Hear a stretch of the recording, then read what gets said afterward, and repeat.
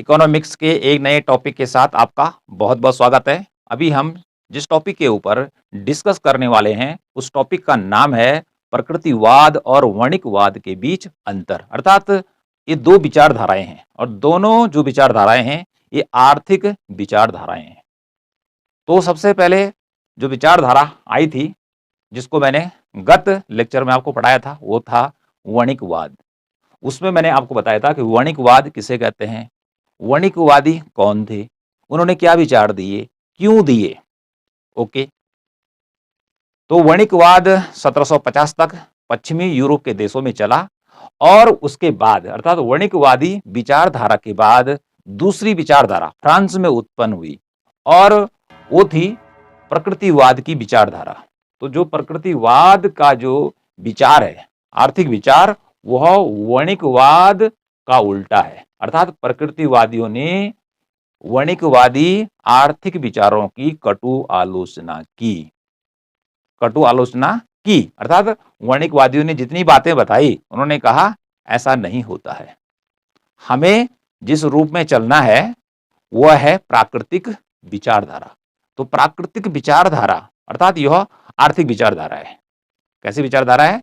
आर्थिक विचारधारा है और यह फ्रांस में चली थी या उत्पन्न हुई थी। अब इसी में हम जान लेंगे कि प्रकृतिवाद क्या है, क्योंकि पहले वणिकवाद आया, ठीक है, उसके विरोध में दूसरी विचारधारा उत्पन्न हुई यूरोप में ही और देश था फ्रांस, वहां चला प्रकृतिवाद और जिन्होंने इन विचारों को दिया वो कहलाए प्रकृतिवादी।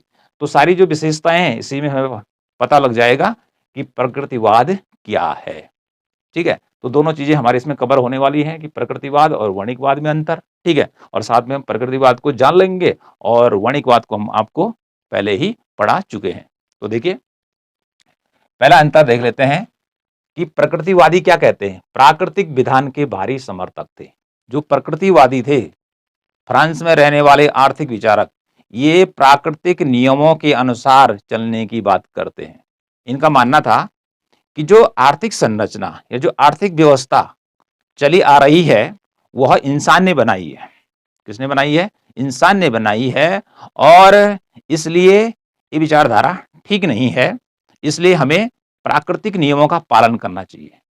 प्रकृति ने जो नियम बनाए हैं सबके लिए वह सब पर एक जैसे लागू होते हैं, ऐसा इन्होंने कहा।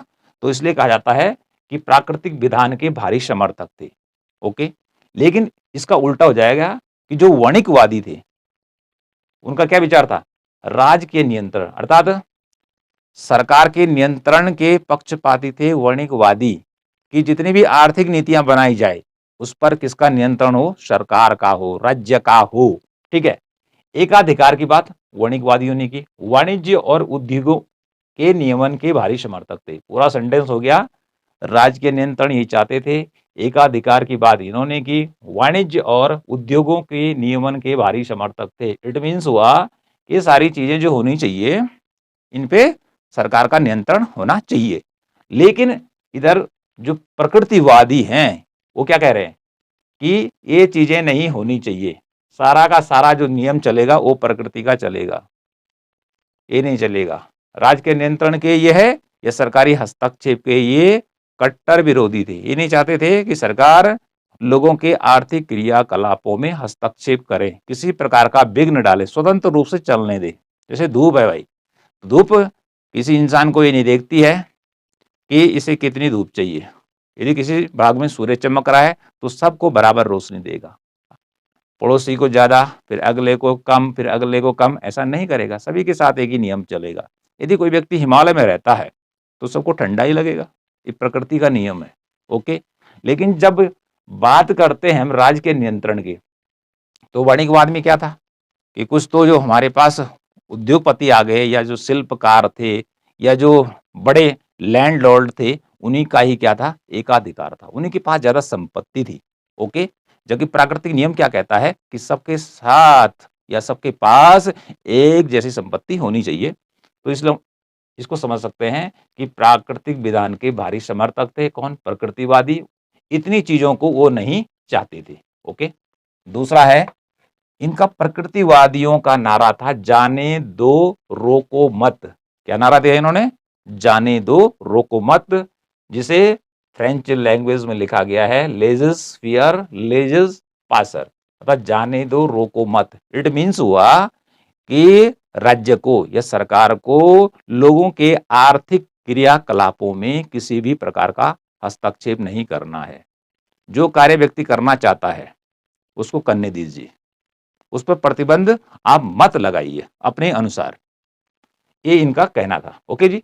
जबकि वणिकवादियों का क्या नारा था? उनका था इसका अपोजिट, अधिक स्वर्ण प्राप्त करके अधिक शक्तिशाली बनो, ये नारा था वणिकवादियों का। इन्होंने क्या कहा कि वह देश सबसे शक्तिशाली होगा जिसके पास सबसे ज्यादा सोना होगा, और यदि सोना नहीं है देश के पास तो क्या बोला वणिकवादियों ने कि तुम क्या करो कि अपने देश में इतनी वस्तुएं पैदा करो कि विदेशों को बेचो, निर्यात करो, और उससे जो पैसा मिलता है उसके बदले सोना खरीद लो। ओके, तो ये थे अधिक सोना प्राप्त करके अधिक शक्तिशाली बनो, ठीक है, तब जाके क्या होगा, राज्य शक्तिशाली बनेगा।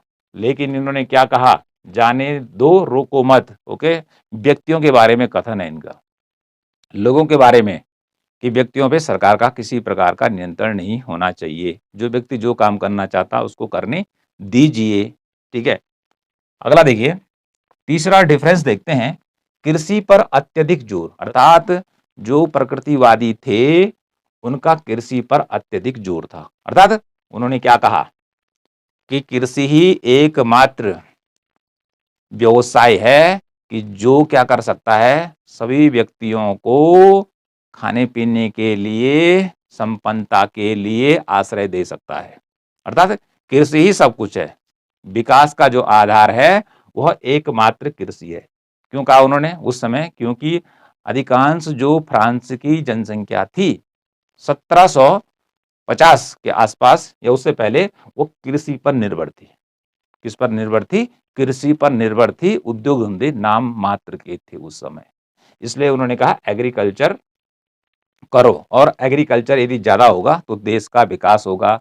यदि सरकार कृषि के लिए अच्छी नीति बनाती है तो इससे देश का विकास होगा, और अच्छी नीति नहीं बनाती है तो देश का विकास नहीं होगा। तो प्रकृतिवाद का किस पे जोर था? कृषि पर। खेती बाड़ी करनी है भाई, क्या करनी है? खेती बाड़ी करनी है। वणिकवादी का क्या बोले इसके अपोजिट में? व्यापार पर अत्यधिक जोर। इन्होंने किस पर जोर दिया?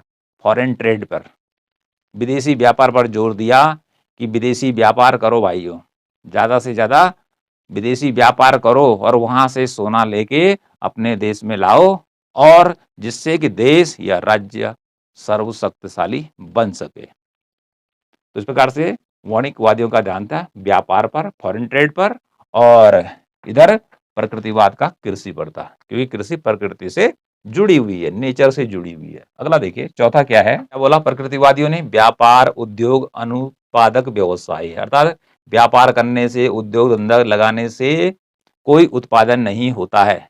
किसने कहा? प्रकृतिवादियों ने कहा। ओके, तो अनुत्पादक व्यवसाय का उन्होंने कहा इससे कोई उत्पादन नहीं होता है। व्यापारी, उद्योगपति, शिल्पकार, जितने भी लोग काम कर रहे हैं वो सारे के सारे कैसे? अनुत्पादक वर्ग हैं, ये किसी प्रकार का प्रोडक्शन नहीं करते हैं। ये इन्होंने कहा, किसने? प्रकृतिवादियों ने। केवल कृषि ही उत्पादक व्यवसाय है, क्योंकि इन्होंने व्यापार उद्योग सबको किनारे कर दिया, कहा कि केवल कृषि में ही उत्पादन होता है। किसमें उत्पादन होता है? कृषि में ही उत्पादन होता है, और इसी से मात्र वैसी उपज प्राप्त होती है। इस पे ध्यान देना है कि वैसी उपज प्राप्त होती है। वैसी उपज क्या होती है, इसको समझिए कि माना देखिए 10 किलो गेहूं उत्पन्न करने पर कितना होता है? 100 रुपये खर्च होता है। 10 किलो गेहूं पैदा करने पर 100 रुपये खर्च होता है। ओके, पैदा हो गया, ठीक है। 10 किलो गेहूं पैदा करने पर इतना रुपये खर्च होता है, और 10 किलो गेहूं यदि क्या होता है, वह 150 रुपये का बिक जाता है। 100 रुपये खर्च हुआ और 150 रुपये में बिक गया, तो दोनों का अंतर निकालना है। 150 में से 100 घटा दीजिए, तो 50 रुपये का जो बेनिफिट है, लाभ हो रहा है, उसे कह रहे हैं वैसी उपज।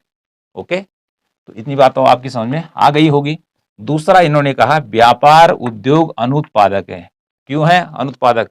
काम तो कर ही रहे हैं, प्रोडक्शन भी कर ही रहे हैं, लेकिन इन्होंने कहा, इसी को समझ लेते हैं कि माना कि 10 किलो पैदा करने में क्या हुआ कि 100 रुपये खर्च हुए, ओके जी, 100 रुपये खर्च हुए और बिका भी यदि वो 100 रुपये में है, ठीक है, तो 100 माइनस 100 इज इक्वल टू 0। 100 में 100 गया 0, अर्थात किसी भी प्रकार का इन्होंने उत्पादन कार्य नहीं किया। किसने कहा? ये है प्रकृतिवादियों का कहना, ठीक है।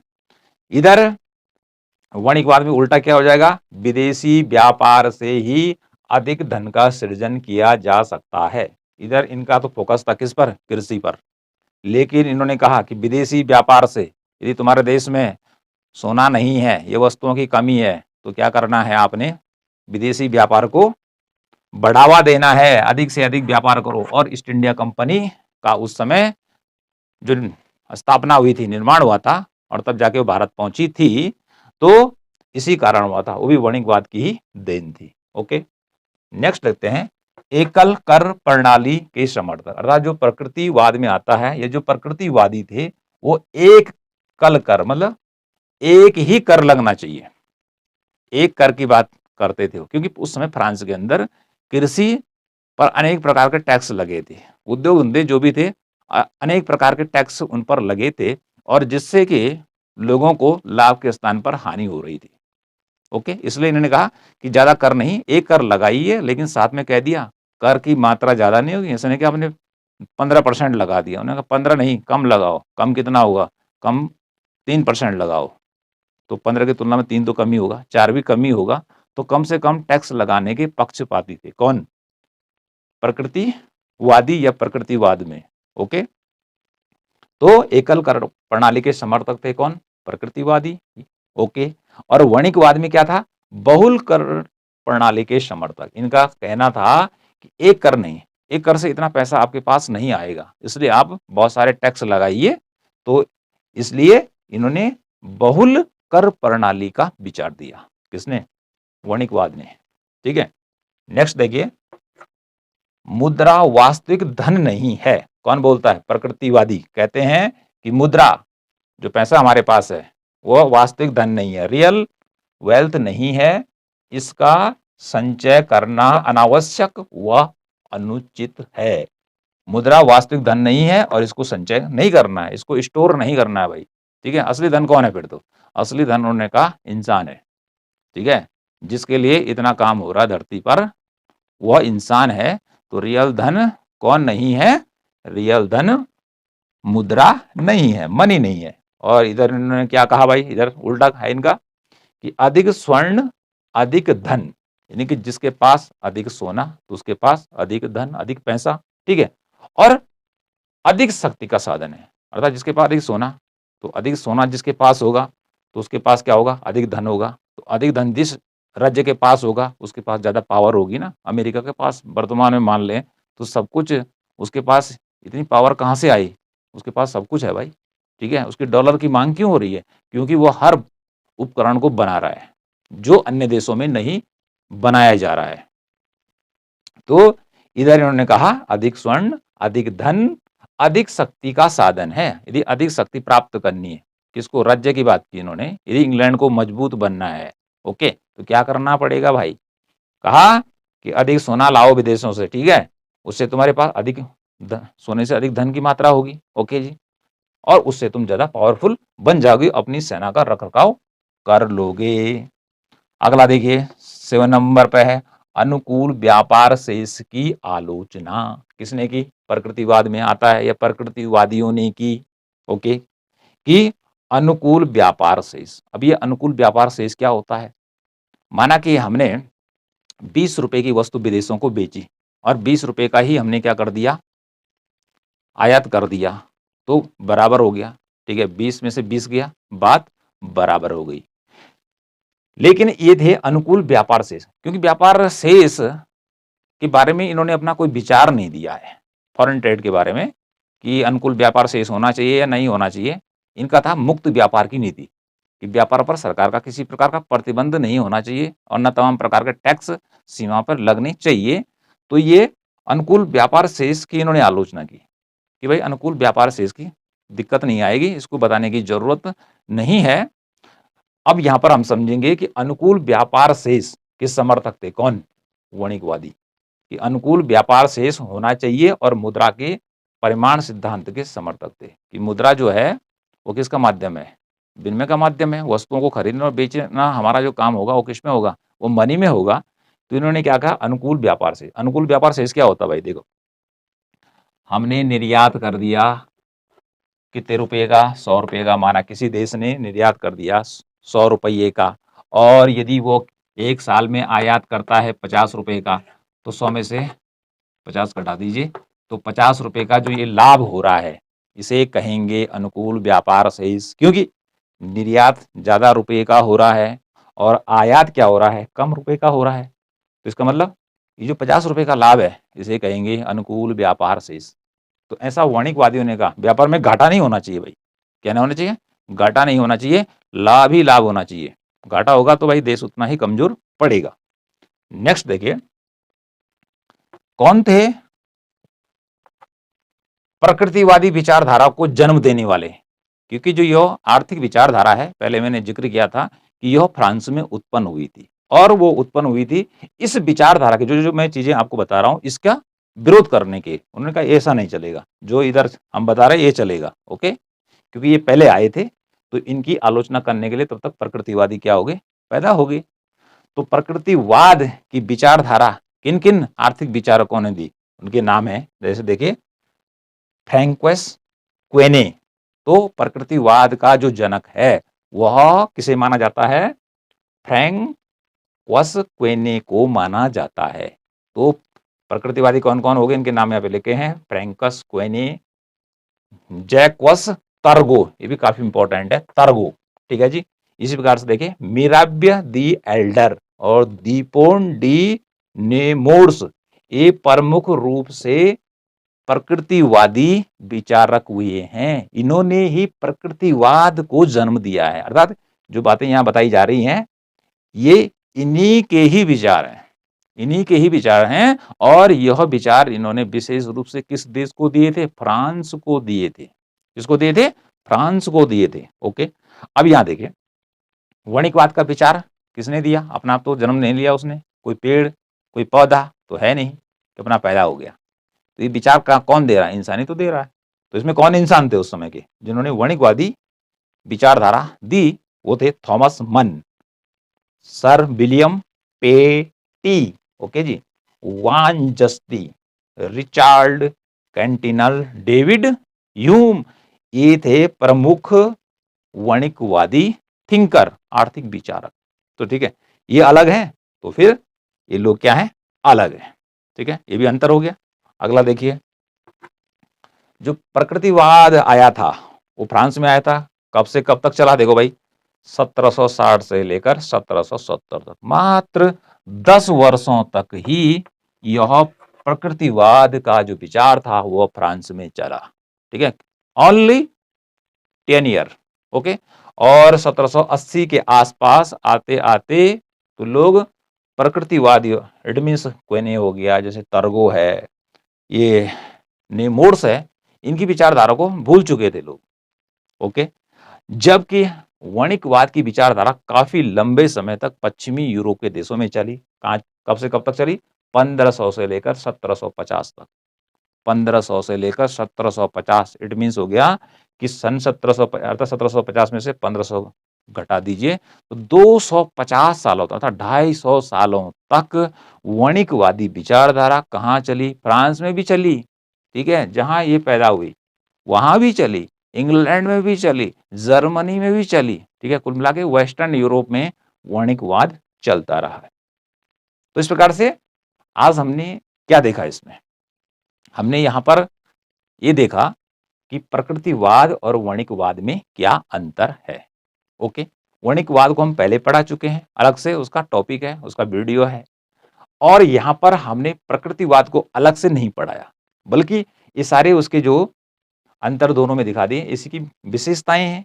क्योंकि प्रकृतिवादियों ने क्या कहा, इसमें मोटे मोटे जो विचार हैं उनके सारे आगे, कौन थे प्रकृतिवादी, उनके नाम भी आगे। ओके, और इधर वणिकवाद, यदि आपने पिछला वीडियो ने देखा है तो इसमें बहुत सारी चीजें इसमें भी कवर हो गई हैं। ओके, तो इस प्रकार से इन दोनों का जो अंतर है यहाँ पे हमारे पास कैसे आ गया? सरल रूप में आ गया। तो इस प्रकार से आप इसका आंसर लिख सकते हैं।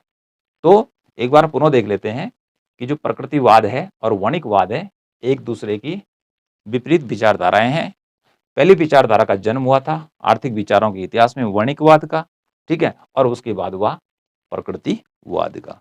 प्रकृतिवाद की जो विचारधारा आई थी वो फ्रांस में आई थी। कहाँ आई थी? फ्रांस में थी। ओके। जबकि वणिकवाद की विचारधारा पश्चिमी यूरोप के देशों में चली। इसमें फ्रांस भी शामिल था, इसमें इंग्लैंड भी था, जर्मनी भी था, अन्य भी यूरोप के देश थे, लेकिन ये उस समय के मेजर या बड़ी कंट्रियां थी, इसलिए इसकी बात आती है।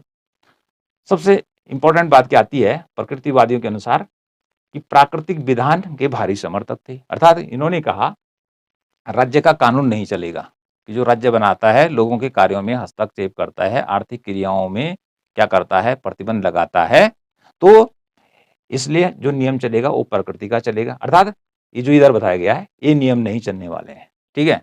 तो ये चाहते थे कि सरकार का लोगों के आर्थिक कार्यों में कम से कम हस्तक्षेप हो, मतलब सरकार ज्यादा इंटरफियर न करे, लोग जो काम कर रहे हैं उनको करने दीजिए। पर इसका कहने का मतलब ये नहीं है कि लोग उल्टा सुल्टा कार्य करना उन्होंने शुरू कर दिया। उनका कहना था कि ऐसा कार्य जो क्या हो? विधि सम्मत हो, ठीक है। और उन्होंने कहा कि सरकार क्या करेगी भाई? कृषि का विकास करेगी, कृषि का विकास करेगी, जो लोग काम कर रहे हैं उनको करने दीजिए, ठीक है। लेकिन सरकार उनको बाहर से क्या देगी? सुरक्षा देने का काम करेगी। क्या देने का काम करेगी? सुरक्षा देने का काम करेगी। और ये तमाम सारी विशेषताएं हमने यहाँ पर आ गई, ठीक है। विशेषता भी कह सकते हैं, प्रकृतिवाद का पूरा के पूरे विचार यहाँ पर आ गए। इसी प्रकार से वणिकवाद के भी सारे सारे विचार या निचोड़ यहाँ पर आ चुका है, और दोनों का डिफरेंस भी यहाँ पर आ चुका है, ठीक है। तो आप क्या करेंगे? अपने से प्रश्न कीजिए कि भाई प्रकृतिवाद क्या था, तो इसमें आपको मिल जाएगा। वणिकवाद क्या था, इसमें आपको मिल जाएगा। वणिकवादी कौन थे? इधर लिखे हुए हैं, इनके नाम 8वें नंबर पे लिखे हुए हैं। इसी में है कि भाई वणिकवादी कौन थे, ये सारे नाम उनके लिखे हुए हैं। इनका फोकस किस पे था, यहाँ लिखा हुआ है। प्रकृतिवादियों का फोकस किस पे था, ये सारे यहाँ लिखे हुए हैं। तो आप अपने से प्रश्न कीजिए, किसके बारे में? प्रकृतिवाद के बारे में, वणिकवाद के बारे में। जब आप इसको समझ लेंगे उसके बाद आप इन दोनों के अंतर को भी क्या कर सकते हैं? समझ सकते हैं। आप यदि ये नहीं कर सकते हैं तो डायरेक्ट इनके विचारों के अंतर को भी आप सीधे याद कर सकते हैं। और इसी प्रकार से आप यदि कहीं पे क्वेश्चन आता है तो इस प्रकार से लिख सकते हैं। और यदि छोटे मोटे क्वेश्चन आते हैं भी इससे, ठीक है, एमसीक्यूज, तो उसका उत्तर आप भी यदि आपने इसको डिटेल में पढ़ लिया तो आसानी से इसको समझ सकते हैं। तो ये सारी चीजें जो है आपको एक बार क्या करनी पड़ेंगी? अपनी कॉपी में लिखनी पड़ेंगी। यदि आप कॉपी में नहीं लिखेंगे और सुनते गए तो फिर टॉपिक ज़्यादा आपकी समझ में नहीं आएगा। तो इसलिए ज़्यादा अच्छा रहेगा कि आप जो जो चीज़ें हमने आपको बताई अपनी कॉपी में लिखिए और उसको याद करिए।